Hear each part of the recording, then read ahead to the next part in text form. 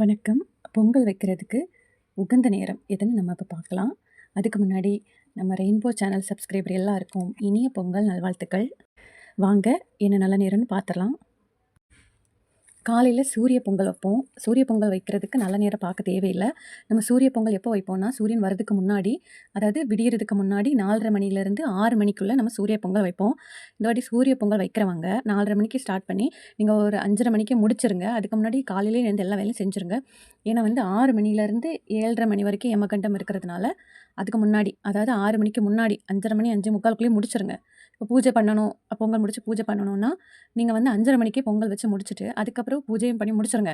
யமகண்டத்துக்குள்ளே 6 மணிக்குள்ளாடி எல்லாமே முடிச்சிருங்க. சரி, அதுக்கப்புறம் கொஞ்சம் லேட்டாக எந்திரிப்போம் அப்படின்ட்டு அவங்களுக்கு, இல்லை காலையில் எந்திரிச்சிட்டு எல்லா வேலையும் செஞ்சு முடிச்சு பொங்கல் ரெடி பண்ணி வரதுக்குள்ளால டைம் ஆயிருமே. அவங்களுக்கு டைம் என்னென்னா, காலையில் 7:45 மணிலேருந்து 8:45 மணி வரைக்கும் நல்ல நேரம் இருக்குது. அதாவது யமகண்டம் முடிஞ்சதுக்கப்புறம் 7:30க்கு அப்புறம் 7:45லேருந்து குளிகைக்கு முன்னாடி 8:45 வரைக்கும். அது கொஞ்சம் சீக்கிரமாக பண்ணுற மாதிரி 1 ஹவர் இருக்குது. சீக்கிரமாக பண்ணணும் குளிகைக்கு முன்னாடி. ஏன்னா குளிகையில் கூட பூஜை பண்ணிக்கலாம், தப்பு இல்லை. இது உங்களுக்கு ஹோரை பார்த்திங்கன்னா, செவ்வாய் ஹோரை 7 to 8, 8 to 9 சூரிய ஹோரை வருது. சூரிய ஹோரையில் பண்ணலாம், தப்பு இல்லை. சூரியனுக்கு தான் நம்ம நைவேத்தியம் பண்ணுறோம், வழிபடுறோம். அதனால் தப்பு இல்லை, அந்த டைம் பண்ணலாம்.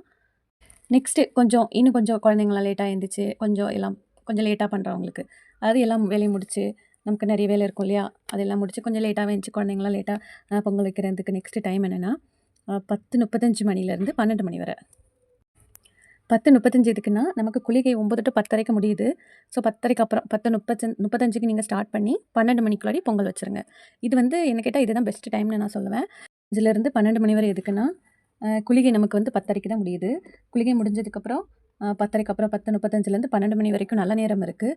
என்ன கேட்டால் இதுதான் நல்ல நேரம் பொங்கல் வைக்கிறதுக்குன்னு சொல்லுவேன். ஏன்னா இதில் 2 ஹோரை, புதன் ஹோரை இருக்குது, சந்திர ஹோரை இருக்குது. 2மே சுப ஹோரை தான்.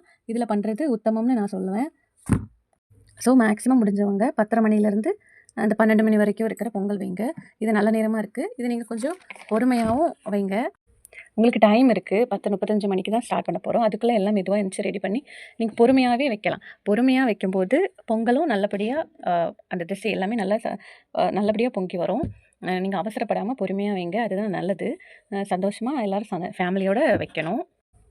ஸோ டைம் இருக்கனால குழந்தைங்கள ரெடி பண்ணுறதுக்கு எல்லாத்துக்குமே உங்களுக்கு டைம் கிடைக்கும். பொறுமையாக பண்ணலாம். அவசரமாக நிறைய பண்ணும்போது நமக்கு சில விஷயங்கள் மறந்துடும். இது அப்படி இல்லை. ஸோ இந்த டைம் நீங்கள் எடுத்துக்கோங்க. இது நல்ல டைமாக இருக்குது. அவ்வளோதான் மக்களே, டைம் சொல்லிட்டேன். அடுத்த பொங்கலுக்கு என்னென்ன தேவை, எப்படி செய்யணுன்றதை நான் நெக்ஸ்ட் வீடியோவில் சொல்கிறேன். அதுக்கு முன்னாடி நம்ம சேனலை லைக் பண்ணுங்கள், ஷேர் பண்ணுங்கள், சப்ஸ்கிரைப் பண்ணுங்கள், சப்போர்ட் பண்ணுங்கள். ஒரு குட்டி சேனல், அந்த பெல் ஐக்கானை கிளிக் பண்ணுங்கள். தேங்க்யூ.